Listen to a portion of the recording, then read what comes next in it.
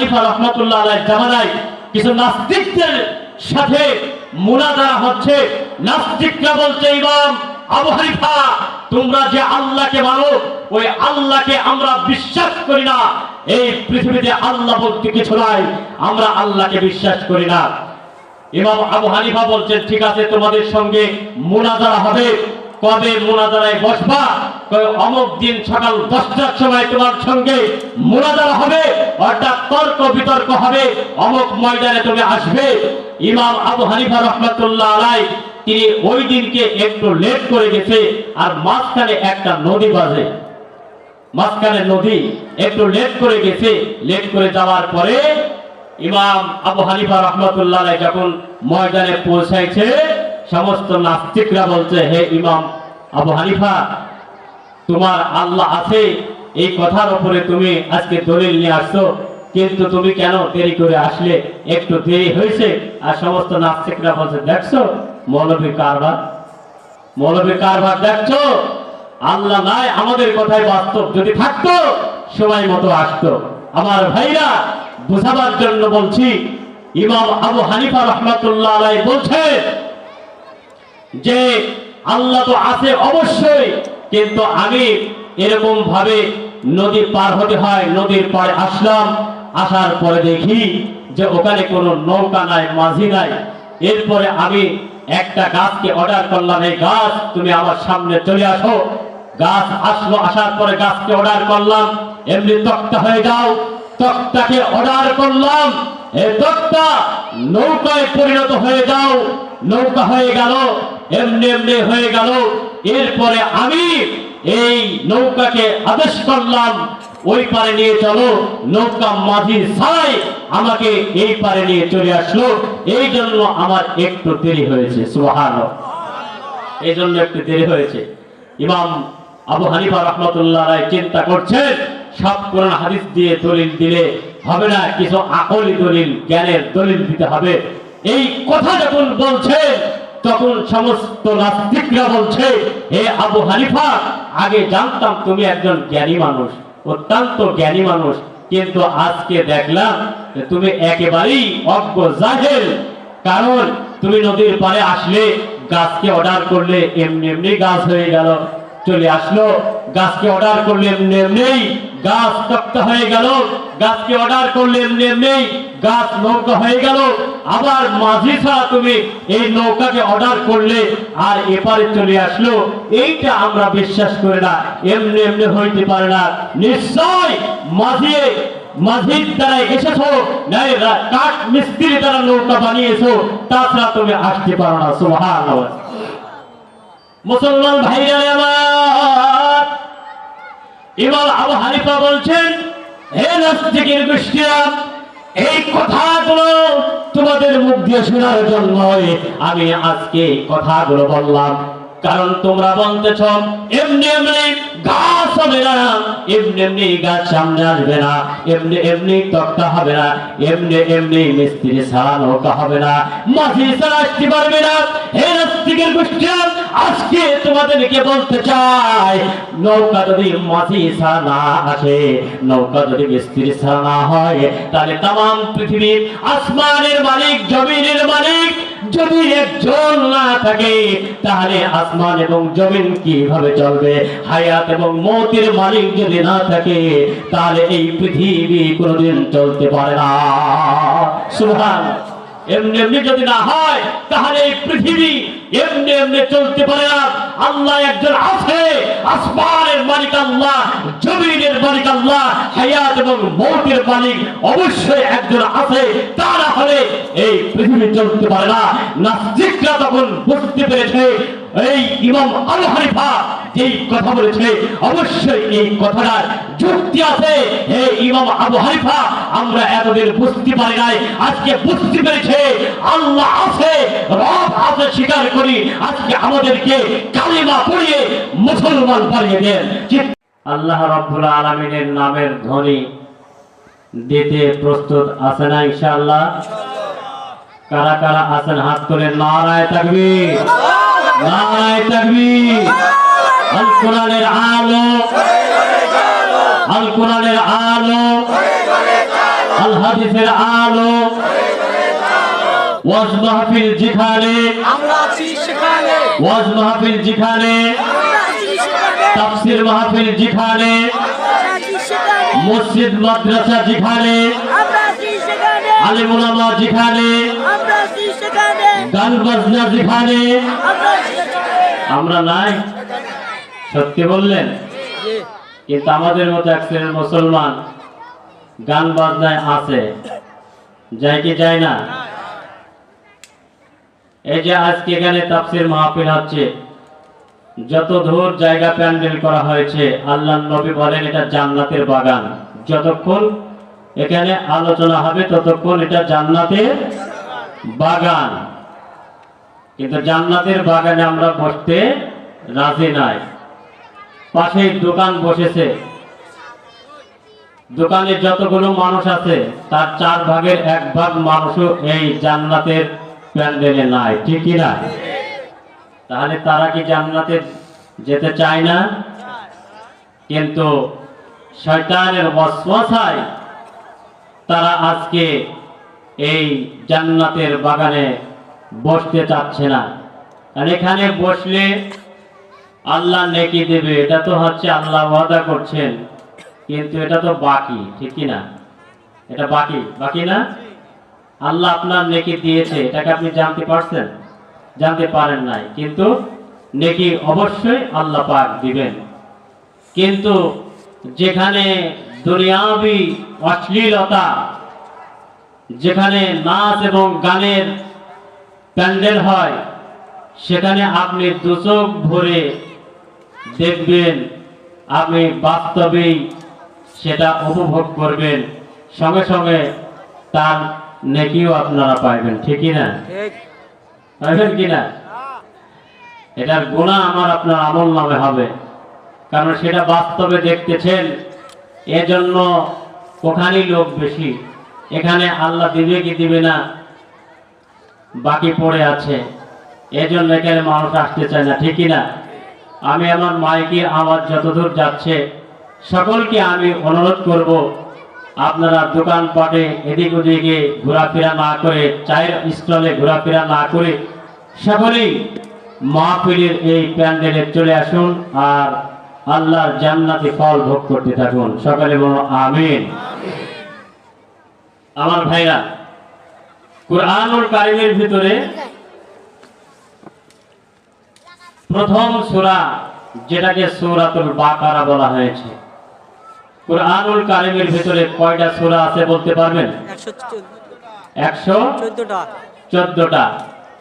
এর ভিতরে 2 জায়গায় অবতীর্ণ হয়েছে, একটা হচ্ছে মক্কা শহর আর একটা হচ্ছে মদিনা শহর। মদিনা শহরে 114টার ভিতরে 92টা সূরা নাযিল হয়েছে, সুবহানাল্লাহ বলেন। এটাকে সূরাতুল মাদানিয়া বলা হয়। আর 22টা সূরা মক্কাতে নাযিল হয়েছে।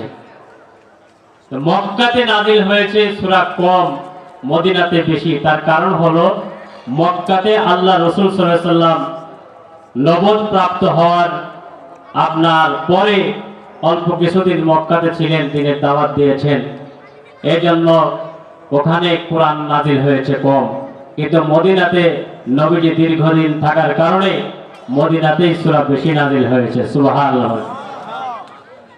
সূরাতুল বাকারা প্রথম সূরা। এই সূরা বাকারার 3 নম্বর আয়াত আমি আপনাদের সামনে তিলাওয়াত করেছি। কত নম্বর আয়াত? 3 নম্বর আয়াত আমি আপনাদের সামনে তিলাওয়াত করেছি। এই 3 নম্বর আয়াতের ভিতরে আপনার 3টা বিষয় আলোচনা। কয়টা বিষয়? 3টা বিষয় আলোচনা আল্লাহ রাব্বুল আলামিন করেছেন যা মুমিনদের জন্য। 1 নম্বরে হলো আল্লাযীনা ইউমিনুনা বিল গায়বি, গায়ব, গায়বের উপরে অর্থাৎ অদৃশ্যের উপরে ঈমান আনা। অদৃশ্যের উপরে কি আনা? ঈমান আনা, অর্থাৎ বিশ্বাস করা। তো অদৃশ্য কি? আল্লাযীনা ইউমিনুনা বিল গায়ব, আল্লাযীনা, আল্লাহর উপরে। আল্লাহ যেমন অদৃশ্য, আল্লাহকে দেখা যায় না। দেখেছেন কি আপনারা? আল্লাহকে দেখা যায় না। তা আল্লাহর উপরে ঈমান আনা, আল্লাহ একজন আছেন, তামাম পৃথিবীর মালিক, আসমানের মালিক, জমিনের মালিক, হায়াতের মালিক, মওতের মালিক, কুল কায়ামতের মালিক আল্লাহ তাআলা একজন আছেন, এই অদৃশ্যের উপরে বিশ্বাস করার নাম হলো ঈমান। সুবহানাল্লাহ। আরেকটা হলো ওয়ায়ুকিমুনাস সালাতা, আল্লাহ রাব্বুল আলামিনের যে আমাদের উপরে সালাত, অর্থাৎ বাংলাতে আমরা বলি নামাজ, ঠিক কি না? নামাজ প্রতিষ্ঠা করা এটা মুমিনের বৈশিষ্ট্য। তৃতীয় নম্বরে হলো ওমা রাযাকনাহুম ইউনফিকুন, আল্লাহ রাব্বুল আলামিন যে রিজিক আমাদের দান করেছেন সেই রিজিক থেকে আল্লাহর রাস্তায় ব্যয় করা। সুবহানাল্লাহ। তাহলে 3 নম্বর গুণ মুমিনের। কয় নম্বর গুণ? এই আয়াতের ভিতরে 3 নম্বর গুণ। 1 নম্বর গুণ হলো যে আল্লাহর উপরে ঈমান আনা, আল্লাহ আছেন, আল্লাহ হায়াতের মালিক, মওতের মালিক, আল্লাহ আমাদেরকে খাওয়ান, আল্লাহ আমাদের রিজিক দান করেন, এর উপরে বিশ্বাস করার নাম হলো ঈমান। আর এইটাই হলো মুত্তাকিনদের পরিচয়। সুবহানাল্লাহ। এখন আপনারা বলেন আল্লাহ আছে না নাই? কারো সন্দেহ আছে? যদি সন্দেহ করেন তাহলে ঈমান থাকবে না যাবে? ঈমান চলে যাবে, ঠিক কি না? তামাম পৃথিবী একজন চালান, তার নাম কি? আল্লাহ বা রব। তিনি আছেন, তিনার এই অদৃশ্যের উপরে বিশ্বাস করতে হবে। একবার ইমাম ফখরুদ্দিন রাজি রহমাতুল্লাহ আলাইহি, যিনি হলেন এই পৃথিবীতে যত তাফসীরের কিতাব আছে, তাফসীরের কিতাবের মধ্যে সবথেকে উত্তম বড় কিতাব, তার নাম হলো তাফসীরে কাবীর। তাফসীরে কাবীর, এই তাফসীর গ্রন্থের কিতাবটা তিনি লিখেছিলেন ইমাম ফখরুদ্দিন রাজি। এত বড় ওই জামানার একজন আলেম ছিলেন, তিনি এই তাফসীরের কিতাব লিখেছেন কোন কলম দিয়ে না, তিনি লিখেছেন বাঁশের এই কুঞ্চি কেটে আপনার এই দোয়াতের কালি দিয়ে তিনি কুঞ্চিকে কলম বানিয়ে এই তাফসীর লিখেছেন, কাঠের উপরে অথবা কিছু পাতার উপরে। সুবহানাল্লাহ বলেন। এরপরে তার উস্তাদ ছিলেন, তার কাছে দেখাইতে গেছেন যে আমি এই কিতাবটা লিখেছি, তাফসীরের কিতাব, এই কিতাবের ভিতরে কোনো ভুল আছে কিনা আপনি একটু সংশোধন করে দেন। যেমন বর্তমান জামানার যারা বই লেখক, রাইটার, তারা লেখার পরে তার উপরে যারা আছে তাদেরকে বইটা দেখানো হয় সংশোধন করার জন্য, ঠিক না? তিনিও এইভাবে তার উস্তাদের কাছে নিয়ে গেছেন। উস্তাদ ফার্স্ট টু লাস্ট দেখছেন, দেখার পরে বলছেন তোমার কিতাবের ভিতরে কোনো ভুল নাই, তুমি যেভাবে লিখেছো এটা তো তাফসীরে কাবীর হয়। তাফসীরে কাবীর হয়, কাবীর মানে কি? বড়। কাবীর মানে এটা তো অনেক বড় একটা কিতাব লিখেছো। সুবহানাল্লাহ। এই ইমাম ফখরুদ্দিন রাজি রহমাতুল্লাহ আলাইহি, তিনি ওই জামানার যে বড় একজন মানে আলেম ছিলেন। শয়তানের সাথে একদিন মুনাজারা হয়েছে, শয়তানের সাথে। কার সাথে? শয়তান আসছে, হে ইমাম ফখরুদ্দিন, তুমি যে আল্লাহকে বিশ্বাস করছো, আল্লাহকে দেখছো? কয় না। কয় আল্লাহকে দেখো না, তাহলে বিশ্বাস করছো, তোমার আল্লাহ নাই। নাউজুবিল্লাহ বলেন। কয় আল্লাহ নাই, আল্লাহ নাই, আমরা আল্লাহকে বিশ্বাস করি না। ইমাম ফখরুদ্দিন রাজি রহমাতুল্লাহ আলাইহি তখন অসুস্থ মাজুর অবস্থায় শয়তান আসছেন।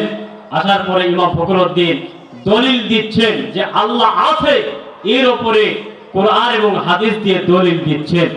দলিল দিতে দিতে 99টা দলিল দিয়েছেন যে পৃথিবীতে আল্লাহ আছেন, আর 99টা দলিলকে শয়তান বানচাল করে দিয়েছে। শয়তান এই 99টা দলিলকে বানচাল করে দিয়ে বলছে না আল্লাহ নাই। নাউজুবিল্লাহ বলেন।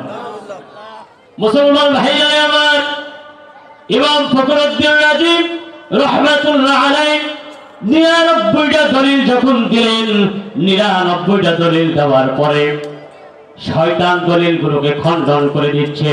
ইমাম ফখরুদ্দিনকে বলছে, ইমাম তোমার আল্লাহ নাই, তোমার দলিলকে খণ্ডন করে দিলাম। মুসলমান ভাইরা আমার, ইমাম ফখরুদ্দিন রাজি রহমাতুল্লাহ আলাইহি চিন্তায় পড়ে গেলেন, টেনশনে পড়ে গেলেন। হায় হায়, আল্লাহ আছে, 99টা দলিল আমি কোরআন থেকে দিয়ে দিলাম, আমার দলিলগুলোকে খণ্ডন করে দিল শয়তান। হাই হাই, আমার 100টা দলিলের মধ্যে আর একটা দলিল বাকি আছে। আমি যদি একটা দলিল দিই, বাকি দলিলটাকে যদি শয়তান খণ্ডন করে দেয়, তাহলে আল্লাহ নাই এর উপরে সাব্যস্ত হবে আমি ইমাম ফখরুদ্দিন ঈমান হারা হয়ে দুনিয়ার থেকে চলে যাব। নাউজুবিল্লাহ। ইমাম ফখরুদ্দিন 100টা দলিল ফিট করছে, কোরআন এবং হাদিস দিয়ে 100 দলিল আল্লাহ আছে এর উপরে। 99টা দলিল খণ্ডন করে দিয়েছে শয়তান, বানচাল করে দিয়েছে। একটা দলিল বাকি আছে। মুসলমান ভাইরা আমার, একটা দলিল যখন বাকি আছে, যেমন আপনার ইমাম আবু হানিফা রাহমাতুল্লাহ আলাইহির জামানায় কিছু নাস্তিকদের সাথে মুনাজারা হচ্ছে। নাস্তিকরা বলছে, ইমাম আবু হানিফা, তোমরা যে আল্লাহকে মানো, ওই আল্লাহকে আমরা বিশ্বাস করি না। এই পৃথিবীতে আল্লাহ বলতে কিছু নাই, আমরা আল্লাহকে বিশ্বাস করি না। ইমাম আবু হানিফা বলছেন, ঠিক আছে, তোমাদের সঙ্গে মুনাজারা হবে। কবে মুনাজারায় বসবা? অমুক দিন সকাল 10টার সময় তোমার সঙ্গে মুনাজারা হবে, অর্থাৎ তর্ক বিতর্ক হবে, অমুক ময়দানে তুমি আসবে। ইমাম আবু হানিফা রাহমাতুল্লাহ আলাইহি তিনি ওই দিনকে একটু লেট করে গেছে, আর মাঝখানে একটা নদী বাজে, মাঝখানে নদী একটু লেট করে গেছে। লেট করে যাওয়ার পরে ইমাম আবু হানিফা রাহমাতুল্লাহ আলাইহি যখন ময়দানে পৌঁছাইছে, সমস্ত নাস্তিকরা বলছে, হে ইমাম আবু হানিফা, তোমার আল্লাহ আছে এই কথার উপরে তুমি আজকে দলিল নিয়ে আসছো, কিন্তু তুমি কেন দেরি করে আসলে? একটু দেরি হয়েছে। আর সমস্ত নাস্তিকরা বলছে, দেখছো মৌলবী কারবার, মৌলবী কারবার দেখছো, আল্লাহ নাই, আমাদের কথাই বাস্তব, যদি থাকতো সময় মতো আসতো। আমার ভাইরা, বুঝাবার জন্য বলছি, ইমাম আবু হানিফা রাহমাতুল্লাহ আলাইহি বলছে যে আল্লাহ তো আছে অবশ্যই, কিন্তু আমি এরকম ভাবে নদী পার হতে হয়। নদীর পাড়ে আসলাম, আসার পরে দেখি যে ওখানে কোনো নৌকা নাই, মাঝি নাই। এরপরে আমি একটা গাছকে অর্ডার করলাম, এই গাছ তুমি আমার সামনে চলে আসো। গাছ আসলো, আসার পরে গাছকে অর্ডার করলাম, এমনি তক্তা হয়ে যাও। তক্তাকে অর্ডার করলাম, এই তক্তা নৌকায় পরিণত হয়ে যাও। নৌকা হয়ে গেল, এমনি এমনি হয়ে গেল।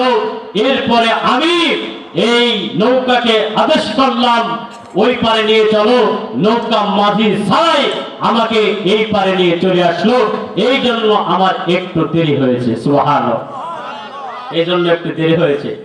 ইমাম আবু হানিফা রাহমাতুল্লাহ আলাইহি চিন্তা করছেন, সব কোরআন হাদিস দিয়ে দলিল দিলে হবে না, কিছু আকলি দলিল, জ্ঞানের দলিল দিতে হবে।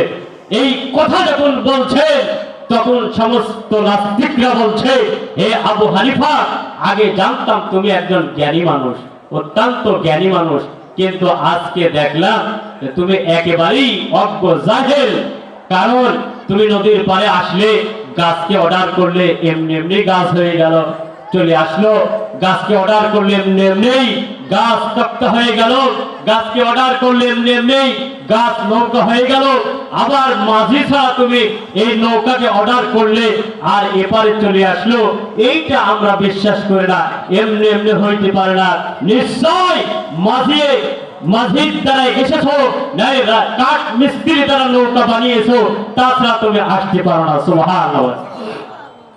মুসলমান ভাইরা আমার, ইমাম আবু হানিফা বলছেন, হে নাস্তিকের গোষ্ঠীরা, এই কথাগুলো তোমাদের মুখ দিয়ে শোনার জন্য আমি আজকে কথাগুলো বললাম। কারণ তোমরা বলতেছ এমনি এমনি গাছ হবে না, এমনি এমনি গাছ সামনে আসবে না, এমনি এমনি তক্তা হবে না, এমনি এমনি মিস্ত্রি ছাড়া নৌকা হবে না, মাঝি ছাড়া আসতে পারবে না। হে নাস্তিকের গোষ্ঠীরা, আজকে তোমাদেরকে বলতে চাই, নৌকা যদি মাঝি ছাড়া না আসে, নৌকা যদি মিস্ত্রি ছাড়া না হয়, তাহলে তাম পৃথিবীর আসমানের মালিক, জমিনের মালিক যদি একজন না থাকে, তাহলে আসমান এবং জমিন কিভাবে চলবে? হায়াত এবং মৌতের মালিক যদি না থাকে, তাহলে এই পৃথিবী কোনোদিন চলতে পারে না। সুবহানাল্লাহ। এমনি এমনি যদি না হয়, তাহলে এই পৃথিবী এমনি এমনি চলতে পারে না। আল্লাহ একজন আছে, আসমানের মালিক আল্লাহ, জমিনের মালিক আল্লাহ, হায়াত এবং মৌতের মালিক অবশ্যই একজন আছে, তা না হলে এই পৃথিবী চলতে পারে না। নাস্তিকরা তখন বুঝতে পেরেছে এই ইমাম আবু হানিফা যেই কথা বলেছে অবশ্যই এই কথাটার যুক্তি আছে। হে ইমাম আবু হানিফা, আমরা এতদিন বুঝতে পারি নাই, আজকে বুঝতে পেরেছে আল্লাহ আছে, রব আছে স্বীকার করি, আজকে আমাদেরকে কালিমা পড়িয়ে মুসলমান বানিয়ে দেন। চিৎকার দিয়ে বলেন সুবহানাল্লাহ। আল্লাহ অবশ্যই আছে, আছে না নাই? আল্লাহ একজন আছে না নাই? আল্লাহ রাব্বুল আলামিন কোথায় আছেন? আসমানে না জমিনে কোথায় আছেন সে কথা আল্লাহ রাব্বুল আলামিন কুরআনুল কারীমের ভিতরে বলেন, ওয়া নাহনু আকরাবু ইলাইহি মিন হাবলিল ওয়ারিদ। আল্লাহু আকবার। বক্সের সাউন্ড একটু করেন। আল্লাহ পাক রব্বুল আলামিন বলেন, আমি কোথায় আছি সে কথা আল্লাহ তাআলা বলে দিলেন। তোমাদের সবথেকে এরকম ভাবে কাছে নিকটবর্তী রগ হলো শারক, ওই রগের থেকে আমি আল্লাহ রাব্বুল আলামিন আছি। সুবহানাল্লাহ। ওই রগের থেকেও আমি আল্লাহ রাব্বুল আলামিন তোমাদের নিকটবর্তী আছি। এই জন্য মুসলমান ভাইরা আমার ইমাম ফখরুদ্দিন রাজি রাহমাতুল্লাহ আলাইহি 100 দলিল ফিট করে 99টা দলিল এরকম শয়তান খণ্ডন করে দিয়েছে। মনে আছে না? শয়তান খণ্ডন করে দিয়েছে। মুসলমান ভাইরা আমার ইমাম ফখরুদ্দিন রাজি চিন্তা করেন 99টা দলিল যখন খণ্ডন হয়ে গেল, আল্লাহ সেই উপরে একটা দলিল বাকি আছে, এই দলিলটা যদি শয়তান খণ্ডন করে দেয় তাহলে আমি বেঈমান হয়ে দুনিয়া থেকে বিদায় নিয়ে যাব, বেঈমান হয়ে যাব। অতএব আজ এসো গায়েব থেকে আওয়াজ এসে গেল, হে ইমাম ফখরুদ্দিন দলিল দেওয়ার প্রয়োজন নাই, দলিলের কোনো প্রয়োজন নাই। তুমি এরকম ভাবে বলে দাও শয়তানকে দলিলের কোনো দলিল দেওয়ার প্রয়োজন নাই, বিলা দলিল সে বলো আল্লাহ এক হয়। সুবহানাল্লাহ।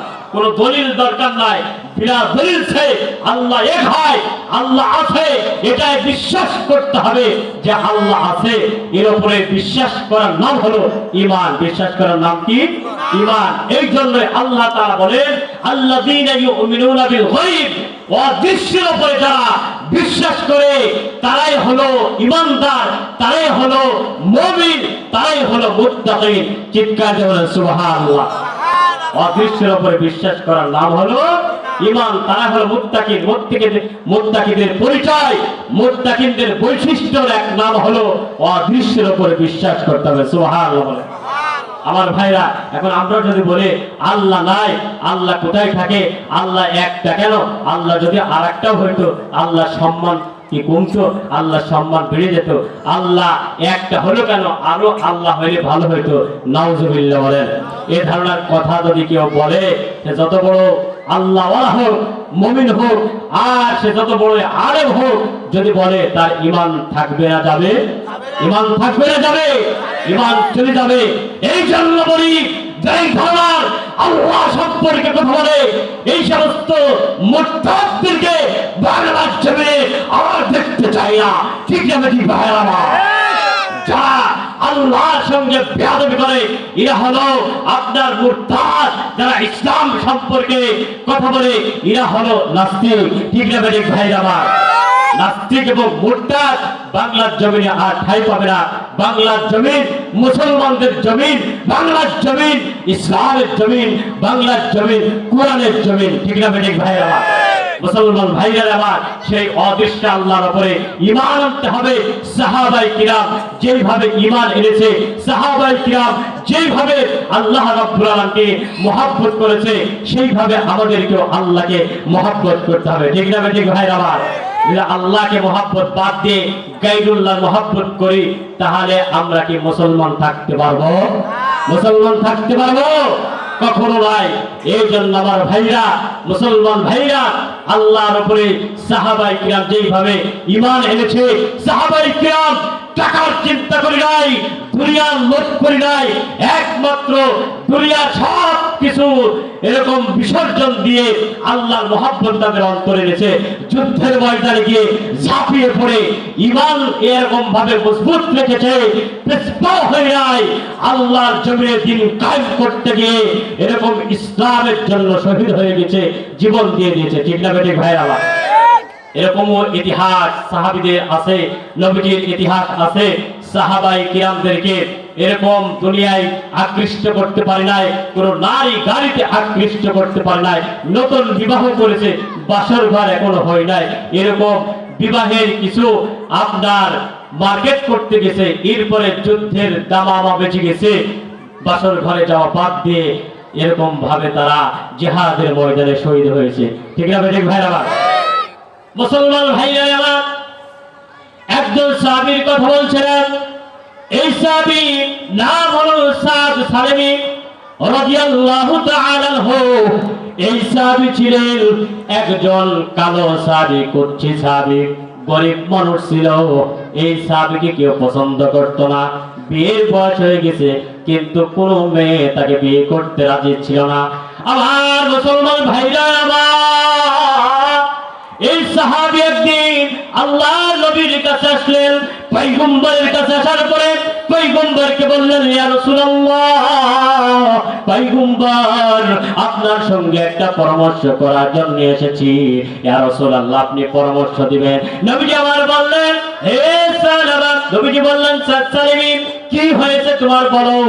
সাদ সালেমী বললেন, ইয়া রাসূলুল্লাহ, পয়গম্বর, আমি অমুক বংশের একজন সন্তান, আমার বংশটা সম্ভ্রান্ত পরিবারের আমি একজন সন্তান, কিন্তু সমস্যা হলো আমি কালো মানুষ, আমার টাকা পয়সা নেই, গরিব মানুষ হওয়ার কারণে আমাকে কোনো মেয়ে বিয়ে করতে রাজি হয় না। ইয়া রাসূলুল্লাহ, নবী গো, পয়গম্বর, আপনি আমার বিয়ের ব্যবস্থা করে দেন। আল্লাহর নবী বললেন, হে সাহাবা, চলে যাও, আমর ইবনে ওয়াহাবের কাছে চলে যাও, তার বাড়িতে একটা কন্যা সন্তান আছে, সুন্দরী সন্তান। আমি রাসূলের সালাম দাও আর বলে দাও, আল্লাহর নবী আপনার মেয়ের সঙ্গে আমি সালাবার সঙ্গে বিয়ে দেওয়ার কথা বলেছে। সুবহানাল্লাহ। এই সাহাবী ছিল কালো কুচ্ছি, কিন্তু বংশ ছিল সম্ভ্রান্ত বংশের লোক, কিন্তু টাকা পয়সা না থাকার কারণে কেউ বিয়ে দিতে রাজি হতো না। মুসলমান ভাইরা আমার, আমরাও এই জামানায় যদি যত বড়ই আপনার পরহেজগারী ছেলে হোক না কেন, আমরা মেয়ে দিতে রাজি নাই, আছি না নাই? আমরা খুঁজি ধনী বড় লোক, টাকা পয়সাওয়ালা। ঠিক না বেঠিক ভাই আমার? মুসলমান ভাইরা আমার, আল্লাহর নবী সাহাবাকে বললেন, আমর ইবনে ওয়াহাবের কন্যা আছে সুন্দরী, আমি রাসূলের পয়গম্বরের সালাম বলে দাও আর বলো আপনার মেয়ের সঙ্গে আমাকে বিয়ে দেওয়ার কথা বলেছে আপনার কন্যা। ওই সাহাবী চলে গেলেন। যাওয়ার পরে আমর ইবনে ওয়াহাবকে বললেন, হে আল্লাহর সাহাবী, আল্লাহর নবী আপনাকে সালাম বলেছেন আর আপনার বাড়িতে একটা সুন্দর কন্যা আছে, ওই কন্যা সন্তানকে আমি সাহাবীর সঙ্গে বিয়ে দেওয়ার কথা বলেছে। সুবহানাল্লাহ। তিনি গেলেন, যাওয়ার পরে সালাম দিলেন, আল্লাহর নবী আপনার সালাম দিয়েছে, আপনার নাকি একটা সুন্দরী কন্যা সন্তান আছে, আমার সঙ্গে বিয়ে দেওয়ার কথা বলেছেন নবীজি। সুবহানাল্লাহ বলেন। সাহাবী একটু রাগ হইলেন, তুমি কালো মানুষ, তোমার টাকা পয়সার অভাব নাই, আর তোমার কাছে আমি মেয়ে বিয়ে দিব, এইটাকে একটা কথা বললে না, তোমার কাছে মেয়ে আমি বিয়ে দিব না, তুমি চলে যাও। সাহাবী চলে যাচ্ছে, এমন সময় ওই সাহাবীর মেয়ে ভিতর থেকে শুনছে, একটা কথা কানে আসছে, ওই সাহাবী বলছেন যে আল্লাহর নবী এরকম ভাবে মেয়ের বিয়ে দেওয়ার কথা বলছে। এই কথাটা শুনতে, শোনার পরে মেয়ে বললেন, বাবা ওই সাহাবীকে ফিরাই নিয়ে আসো। সুবহানাল্লাহ বলেন। ওই সাহাবীকে ফিরাই নিয়ে আসো। কেন? তুমি আল্লাহর নবীর সাহাবী হওয়ার পর নবীর আদেশকে অমান্য করলে। কিরকম? তোমার কাছে সাহাবী বলছে না যে আল্লাহর নবী আমার সঙ্গে বিয়ে দেওয়ার কথা বলছে, আল্লাহর নবী তো বলছে বিয়ে দেওয়ার কথা, তুমি কেন ফিরাই দিলে? তুমি ফিরাইতে পারো না। আমি আল্লাহ রাসূলের এই কথা আমি এরকম ভাবে মানবো, আল্লাহ রাসূলকে মানবো, আল্লাহ রাসূলের আদেশকে পালন করব। আমি ওই কালো সাহাবীর সঙ্গে বিবাহ করতে রাজি আছি। চিৎকার করে সুবহানাল্লাহ। আলহামদুলিল্লাহ বলেন। ভিতর থেকে কন্যা বলছে আমি রাজি আছি, আমি ওই সাহাবীর সঙ্গে বিয়ে করতে রাজি আছি। আমার ভাইরা, আজকাল যদি আমাদের এরকম মেয়েদেরকে বলা হয় যে তোমার সঙ্গে বিয়ে হবে গরিব মানুষ, কালো মানুষ, কিন্তু দিনদার পরহেজগার একটা ছেলে তোমাকে প্রস্তাব দিয়েছে, তুমি কি বিয়েতে রাজি হবা? ও বলবে যে এই জামানায় কেউ সব চলে নাকি? বলবে কি বলবে না? তো এই জামানায় কি ওই সমস্ত কালো, ওই সমস্ত গরিব মানুষ চলে? তা ডিজিটাল একটা বাংলাদেশ, ডিজিটাল দেশে ওই সমস্ত চলবে না। এরকম টাকা পয়সাওয়ালা দেখো, আর সরকারি চাকরি হলে তো কোনো কথাই নাই, ঠিক না বেটি ভাইরা? সরকারি চাকরি হলে কোনো কথাই নাই। মা বোনদেরকে বলবো, হে আমার ভাইরা, যারা পর্দানিশীর মায়ের ওয়াজ শুনতেছেন আপনারা আজকে শুনে রাখুন, এই ইসা মহিলা সাহাবী তিনি আল্লাহ রাসূলের কথা শুনে প্রস্তাব দিলেন, রাজি হয়ে গেলেন ওই সাহাবীর সঙ্গে বিয়ে করার জন্য। আমার ভাইরা, আমার মুসলমান ভাইরা, তিনি পর্দা করতেন, পর্দাওয়ালী মহিলা ছিলেন, কোরআন পড়তেন, কোরআনকে মানতেন। কিন্তু আমাদের আজকালকার মেয়েরা পর্দা করতেও রাজি নাই, কোরআন পড়তেও রাজি নাই। আছে না নাই? আছে না নাই? এই জামানায় মহিলাদের জন্য তো বাজার ঘাটেও যাওয়া মুশকিল হয়ে গেছে, ঠিক না বেটি ভাইরা? মা বোনেরা রাগ করবেন না, আল্লাহ নবী এবং আল্লাহ আপনাদেরকে সহজ উপায় দিয়েছেন জান্নাতে যাওয়ার জন্য। 4টে কাজ করলে মহিলারা জান্নাতে যাবে। কয়টা কাজ? আর এক হাদিসে 5টা কাজ। 4টা কাজ। 1 নম্বরে হলো 5 ওয়াক্ত নামাজ পড়বে। 1 নম্বরে কি? 1 নম্বরে 5 ওয়াক্ত নামাজ পড়বে। 2 নম্বরে রমজান মাস এলে 30টা রোজা রাখবে। 3 নম্বরে হলো আপনার পর্দা করবে, পর্দা করা ফরজ। কোরআনের কথা, ওয়াকারনা ফি বুয়ুতিকুন্না ওয়ালা তাবাররাজনা তাবাররুজাল জাহিলিয়াতিল উলা। আল্লাহ রব্বুল আলামিন মহিলাদেরকে পর্দার কথা বলেছে। 4 নম্বরে হলো এরকম ভাবে স্বামীর আদেশ মতো চলবে। স্বামী যদি বলে যে নামাজ পড়ো, এখন কাজ কাম বাদ দিয়ে নামাজের সময় হয়ে গেছে, নামাজ পড়ো, ওই স্ত্রী ওই স্বামীর কথা শোনা ফরজ। সুবহানাল্লাহ বলেন। স্বামীর কথা শোনা ফরজ। স্বামী যদি বলে চলো আজকে সালমান শাহ, সালমান খানের এরকম ভাবে ছবি হবে অমুক আপনার হলে, চলো ছবি দেখে এসি, ওই স্ত্রী যদি না শোনে তার আমল নামায় অনেক গুনাহ হবে নাকি? গুনাহ হবে নাকি? ওই স্ত্রী ওই স্বামীর কথা শোনা নাজায়েজ, হারাম। ওই স্বামীর কথা শোনা যাবে না। স্বামী যদি জায়েজ আদেশ করে ওই আদেশটা শোনা ওই স্ত্রীর জন্য ফরজ, ঠিক না বেটি ভাই আমার?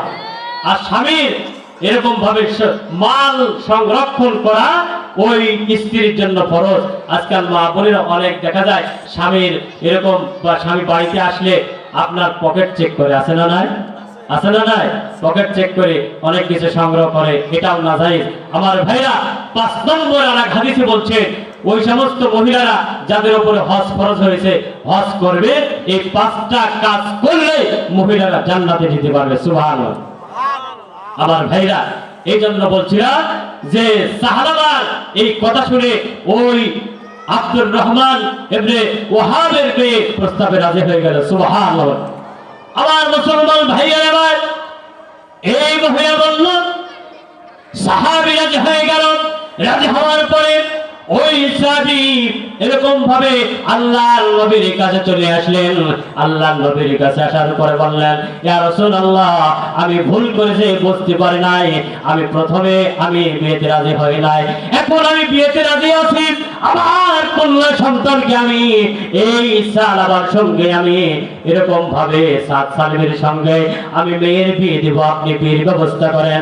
আল্লাহর নবী, বিশ্ব নবী, আখিরি পয়গম্বর এই সাহাবীকে বললেন, সাহাবী, তোমার সুসংবাদ আছে, এরকম ভাবে তোমার জন্ম বিয়ে রাজি হয়েছে ওই সাহাবীর মেয়ে, তুমি বিয়ের ব্যবস্থা করো, দেন মোহরের ব্যবস্থা করো। সাহাবী বললেন, ইয়া রাসূলুল্লাহ,